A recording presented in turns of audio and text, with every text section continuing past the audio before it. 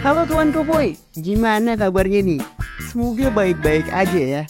Oh iya nih, Mr. Koboy mau kasih tahu nih sama kalian. Ternyata ada kabar yang lagi viral banget. Kalian tahu gak nih? Ada sebuah quotes dari mendiang komedian Kasino yang mengungkapkan orang kaya emang suka gitu, tengil. Kayak duit bapaknya halal aja. Tapi gak semuanya kayak gitu ya. Tapi juga ada yang bener juga loh. Enggak juga deh. Kali ini Mr. Koboy mending serahin ke kalian aja. Mau menilainya gimana? Tulis di kolom komentar ya.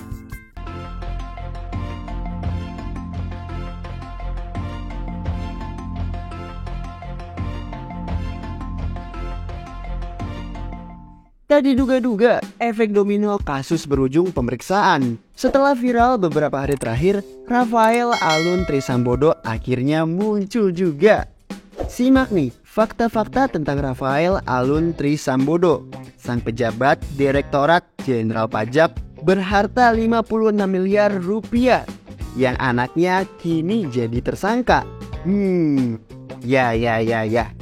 Rafael Alun Sambodo menjadi trending topik nih berbagai platform media sosial setelah anaknya, Mario Dendi Satrio, menjadi tersangka kasus tindakan penganiayaan MDS terhadap D telah menjadi perbincangan publik sejak Selasa tanggal 21 Februari tahun 2023. Setelah itu, beredarnya nih informasi bahwa MDS merupakan anak pejabat eselon 3 Direktorat Jenderal Pajak. Nakal ya. Jawaban yang dilontarkan staf khusus Menteri Keuangan Bidang Komunikasi Strategi Justinus Prastowo ternyata tak dapat membendung keamarahan warganet. Selain memastikan proses hukum terhadap pelaku penganiayaan, Sri Mulyani dan Suryo Utomo juga mengecam gaya hidup mewah dan hobi pamer alias flexing yang dilakukan oleh jajaran Kemenkeu beserta keluarganya. Orang tua tersangka penganiayaan, pasalnya kasus yang menjerat MDS ternyata menimbulkan efek domino yang tak diduga-duga nih. Publik lantas mempertanyakan kinerja pejabat Kementerian Keuangan, khususnya Direktorat Jenderal Pajak. Bagaimana bisa seorang PNS eselon 3 memiliki harta hingga 56 miliar? What? Wah, duitnya dari mana tuh ya? Coba kita tanya ya. Menurut para kawan Koboy, duitnya dari mana tuh? Tulis dong di komentar. Dalam video klarifikasi yang beredar, Rafael Alun Trisambodo menyadari nih bahwa tindakan anaknya lah yang salah, sehingga merugikan orang lain, mengecewakan dan menimbulkan kegaduhan di masyarakat. Lempar berkas di PN Jakarta Pusat.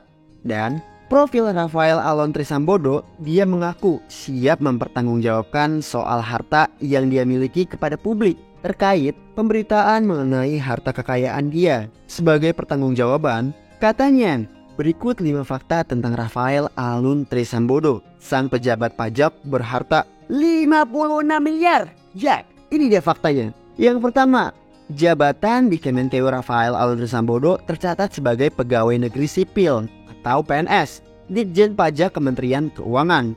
Saat ini, dia menduduki posisi sebagai Kepala Bagian Umum, yaitu Kantor Wilayah Ditjen Pajak Jakarta Selatan 2. Nah, yang kedua, gaji dan tunjangan dengan posisi Kepala Bagian Umum. Rafael Alun tercatat sebagai pejabat eselon 3 dengan golongan 3D sampai golongan 4B. Nah, yang ketiga, LKHPN, harta senilai 56 miliar, bisnis memeriksa laporan harta kekayaan penyelenggara negara. Rafael Alun Trisambodo, total harta kekayaannya pada tahun 2021 adalah senilai 56,1 miliar rupiah. Banyak juga ya.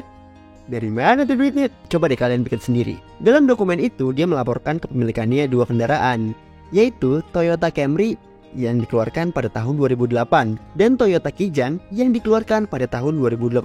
Warganet menyoroti nih, tidak ada mobil Rubicon dalam laporan harta Rafael Alun Trisambodo. Pasalnya, kendaraan mewah itu menjadi barang bukti dalam kasus dugaan kekerasan dan kerap digunakan dan diunggah fotonya oleh anaknya. Flexing banget sih. Berdasarkan perbandingan LHKPN, total harta kekayaan RAT ternyata hanya selisih 2 miliar dari pimpinan tertinggi di lembaganya, yaitu Menteri Keuangan Sri Mulyani Indrawati. Pada tahun 2021, total harta yang dilaporkan Sri Mulyani ialah 58,4 miliar rupiah.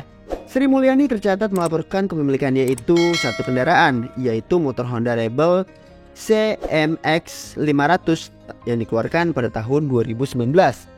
Harta dengan nilai terbesarnya adalah tanah dan bangunan seluas 414 meter persegi senilai 18,6 miliar rupiah. Bahkan lebih besar dibandingkan atasan langsungnya, yaitu Dirjen Pajak Suryo Utomo yang tercatat hanya memiliki harta senilai 14 miliar rupiah. Gimana gak sakit hati ya? Bawahan sama atasan lebih besar bawahannya. Nah, duitnya dari mana tuh? Nah, yang keempat, sikap Sri Mulyani dan Dirjen Pajak tidak lama setelah insiden penganiayaan oleh anak pejabat Kemenkeu viral di sosial media. Sri Mulyani langsung mengunggah postingan itu dengan serius di Instagram miliknya. Dalam unggahan tersebut, Sri Mulyani menyampaikan 5 instruksi sebagai tim Kemenkeu. Selain mengecam tindakan kekerasan dan penganiayaan, Menkeu juga mengingatkan agar anak buahnya tidak melakukan flexing atau pamer gaya kekayaan di sosial media.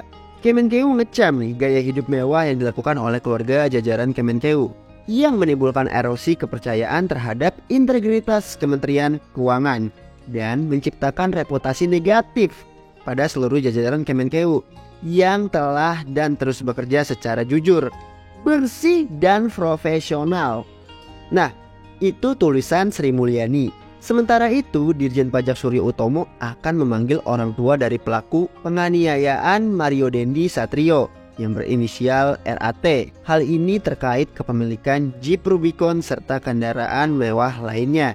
Nah, yang kelima nih, Rafael Alun siap klarifikasi. Rafael Alun Trisambodo mengatakan, sebagai bentuk pertanggungjawabannya, dia siap memberikan klarifikasi terkait harta kekayaannya yang dia miliki.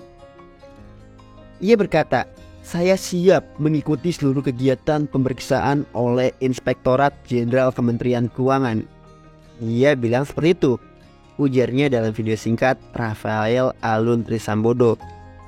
Ia juga meminta maaf kepada keluarga besar Kementerian Keuangan karena dengan adanya kejadian ini berpotensi menurunkan reputasi institusi dan kepercayaan publik yang telah dibangun selama ini. Menurut kawan Koboy gimana nih tanggapannya terkait soal ini? Tulis di kolom komentar ya. Sebanyak-banyaknya. See you next time.